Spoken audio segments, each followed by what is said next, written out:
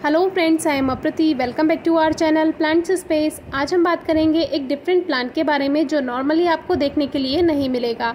Second, हम बात करेंगे फूलों की कलियां पीली होकर झड़ जाती हैं, ऐसा क्यों होता है और उसको कैसे ठीक कर सकते हैं। तो ये प्लांट हमने सर्दियों में लिया था और आपसे शेयर भी किया था, इसका प्राइस भी शेयर किया था, तो डिस्क्रिप्शन बॉक्स में आप वीडियो ज़रूर चेक कीजिए। सर्दियों में हमने इसको रिपोर्ट नहीं किया क्योंकि ग्रोथ टाइम नहीं होता है, तो इसमें हल्की नमी हमने बनाकर रखी और स्प्रिंग सीजन से इसमें न्यू ग्रोथ स्टार्ट हो जाती है लगभग फरवरी मार्च से। तो इसमें मिलीबग्स अटैक भी काफ़ी होता है, जैसे गुड़हल में होता है। तो एक ब्रश की हेल्प से हमने इसको साफ़ कर दिया था। बाकी आप इसको पानी से अच्छे से वॉश कर सकते हैं, ये ठीक हो जाता है। बाकी ये नीचे जब गिर जाते हैं तो इनको आप जैसे पॉट के ऊपर कोई पॉली बैग रख सकते हैं या न्यूज़पेपर से कवर कर सकते हैं, जिससे वो वापस से प्लांट के ऊपर ना चले जाएं। तो इस बात का आप ध्यान रखिए, गार्डन से दूर रखकर ही इन मिलीबग्स को आप हटाइए। तो अब जैसे कि ये एक प्लास्टिक पॉट में लगा हुआ है, इसको नया सॉइल मिक्सचर देंगे और प्लांट फिर से अच्छा सा हो जाएगा। तो 12 अप्रैल को हमने इसको बाहर निकाला रिपोर्ट करने का सोचा। वैसे ये काम फरवरी मार्च में कर लेना चाहिए क्योंकि उस समय टेम्परेचर इतना हाई नहीं होता है। अप्रैल तक आते आते टेम्परेचर हाई होने लगता है, तो रिपोर्टिंग ज़्यादा सही नहीं रहती है गर्मियों में करना, लेकिन जब ज़रूरी होता है तो करनी भी होती है। तो इस तरह से पॉट से हमने इसको बाहर निकाल लिया है और पॉट से बाहर निकालते समय हल्की सी नमी पॉट में बना लीजिए प्लांट में, उससे आसानी से बाहर आ जाता है। लेकिन हमने इसमें कोई वाटरिंग नहीं की थी क्योंकि सॉइल हार्ड थी, तो हमने सोचा रूट्स ऐसे ही बाहर आ जाएंगी। तो इस तरह से इसमें रूट्स काफ़ी बन चुकी हैं। और ये लिया है एक 12 इंचेस का पॉट, और ड्रेनेज होल ज़रूर चेक कीजिए, नहीं तो प्लांट ओवर वाटरिंग से मर जाएगा। तो इसमें एक पत्थर रख देते हैं, ये एक टूटे हुए गमले का ही टुकड़ा है जो कि हल्का कर्व है इसमें, तो ये सही रहता है। पॉटिंग मिक्स के लिए ऑर्गेनिक फर्टिलाइजर का प्रयोग किया है, जो कि किचन वेस्ट हम घर पर ही तैयार करते हैं, कंपोस्ट किचन वेस्ट से, तो ये वही है। तो इसका ही हम प्रयोग करने वाले हैं क्योंकि अगर ज़्यादा आप इसको रखेंगे ज़्यादा दिन तक तो ये बेकार हो जाता है। तो 60% सॉइल ली है और 40% इसमें किचन वेस्ट मैन्योर लिया है। आप वर्मी कंपोस्ट, काउडंग यानी गोबर की खाद कुछ भी ले सकते हैं, और ये पॉटिंग मिक्स बेस्ट होता है। तो पॉट में हमने ये अच्छे से भर दिया है और नमी हल्की सी बना देते हैं नीचे की तरफ, जिससे ये थोड़ी सॉइल भी सेट हो जाएगी। और वैसे ये ज़रूरी नहीं होता है, ये आपका मन है। तो अब हमने ऊपर से प्लांट को रखा है और देखते हैं कि इसका लेवल ठीक है या नहीं, और वापस से इसमें वही सॉइल मिक्सचर भर देते हैं। तो ये छाना हुआ किचन वेस्ट कंपोस्ट नहीं है, हमने इसको छाना नहीं है, इसीलिए ये आपको ऐसा दिखाई दे रहा है। बाकी ये ऑर्गेनिक है, और गोबर की खाद, vermi compost, kitchen waste manure, leaf compost, ये सभी ऑर्गेनिक होते हैं, इसका आप प्रयोग कर सकते हैं। हल्का हल्का सॉइल को अच्छे से प्रेस कर देते हैं और इसमें वाटरिंग कर देते हैं। तो रिपोर्टिंग का काम तो हमारा पूरा हुआ। बाकी इसको प्रून आप कर सकते हैं और जितनी भी डेड ब्रांचेस हैं, सूखी हुई टहनियाँ हैं, उनको हटा दीजिए। तो ऊपर से हमने इसको कट नहीं किया था। तो 23 मई को, जैसे हमने 12 अप्रैल को हमने ये काम किया था, और 23 मई को आप देख सकते हैं प्लांट में कलियाँ आना शुरू हो गई हैं। तो लगभग 30-35 दिन लग गए इसमें कलियाँ आने में रिपोर्टिंग के बाद। लेकिन इसमें एक और प्रॉब्लम आई, जो कि थी कलियों का गिरना। ये हमारे व्यूअर्स की सबसे ज़्यादा परेशानी रहती है कि कलियाँ झड़ रही हैं बिना खिले और पीली होकर झड़ रही हैं। इसके दो कारण हैं। एक तो ओवर वाटरिंग, ज़्यादा पानी होना। तो पानी को चेक करने के लिए हमने, वैसे तो सॉइल मिक्सचर बेस्ट था, ड्रेनेज होल भी अच्छा था, लेकिन फिर भी चेक किया तो थोड़ा आपको गहरे में इस तरह से मिट्टी को हटाइए और चेक कीजिए। तो पानी तो बिल्कुल ठीक है, कोई ओवर वाटरिंग नहीं हुई है। ओवर वाटरिंग चेक करने का सबसे अच्छा तरीका है, साइड से लगभग 1-1.5 इंच आप सॉइल को हटाकर देख लीजिए, आपको पता चल जाएगा कि पॉट में ज़्यादा नमी तो नहीं है।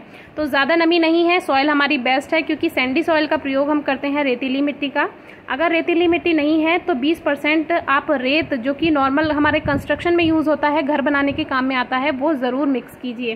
तो देखिए, ये दिखाना भी आपको ज़रूरी है कि हमें ऐसे ही फ्लावरिंग नहीं मिल जाती है, काफ़ी नुकसान सहना पड़ता है, और बंदर अक्सर हमारे गार्डन में कुछ ना कुछ प्लांट्स को ख़राब करते ही हैं। तो वापस से अपने टॉपिक पर आ जाते हैं। और भी कलियां इसमें झड़ रही हैं पीली होकर, जैसे कि आप देख ही सकते हैं। तो अब हमें इसमें दूसरा तरीका आजमाना होगा, जो होती है खाद की कमी। 12 अप्रैल को जब हमने इस पौधे को लगाया था, पॉटिंग मिक्स तैयार किया था, उसके बाद कोई फर्टिलाइज़र हमने नहीं दिया था। तो ये हमारी सबसे बड़ी गलती रही, जो कि हम इसमें फर्टिलाइज़र देना ही भूल गए। तो इसमें हमने गुड़ाई करके फर्टिलाइज़र ऐड किया जो था गोबर की खाद। तो हल्की हल्की मिट्टी की गुड़ाई की और थोड़ा सॉइल को बाहर निकालना होगा क्योंकि पॉट में सॉइल ज़्यादा है। फर्टिलाइज़र ऐड करेंगे तो वो बाहर गिरेगा। तो गोबर की खाद हमें इसमें मिलानी है क्योंकि पहले हम कंपोस्ट का यूज़ कर चुके हैं जो कि किचन वेस्ट मैन्योर था, तो अब गोबर की खाद हम मिला रहे हैं।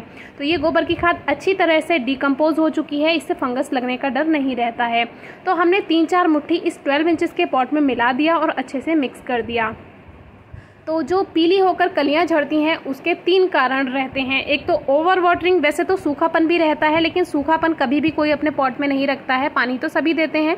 तो ओवर वाटरिंग यानी ज़्यादा पानी की वजह से और ज़्यादा कम खाद की वजह से, यानी अगर आप खाद देना बंद कर देंगे, फर्टिलाइज़र नहीं देंगे तो भी पीली होकर कलियां झड़ जाएंगी क्योंकि उनको सही से पोषण नहीं मिल पाएगा। और अगर आप ओवर फर्टिलाइज कर देते हैं मिट्टी को, यानी कि ज़्यादा फर्टिलाइज़र दे देते हैं, तब भी ऐसा हो जाता है, लेकिन ऐसा लोग बहुत कम करते हैं।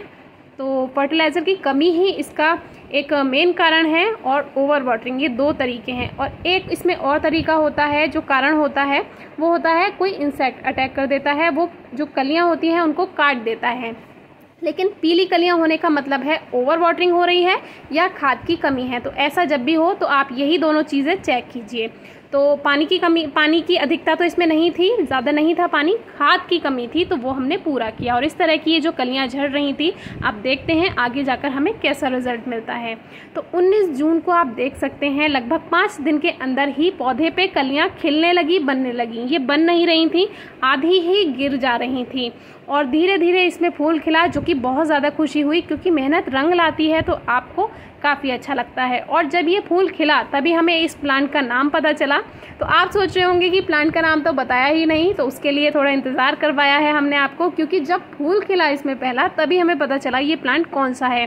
क्योंकि एक होता है हिबिस्कस म्यूटेबिलिस और एक होता है हिबिस्कस पैराम्यूटेबिलिस। दोनों अलग अलग फैमिली के प्लांट हैं लेकिन नाम एक जैसे से ही हैं और पत्तियां एक जैसी होती हैं और थोड़ा नेचर डिफरेंट होता है। जब वो खिलता है तो गुच्छे में खिलता है हिबिस्कस म्यूटेबिलिस, और जो ये हिबिस्कस पैराम्यूटेबिलिस होता है ये सिंगल फ्लावर खिलता है।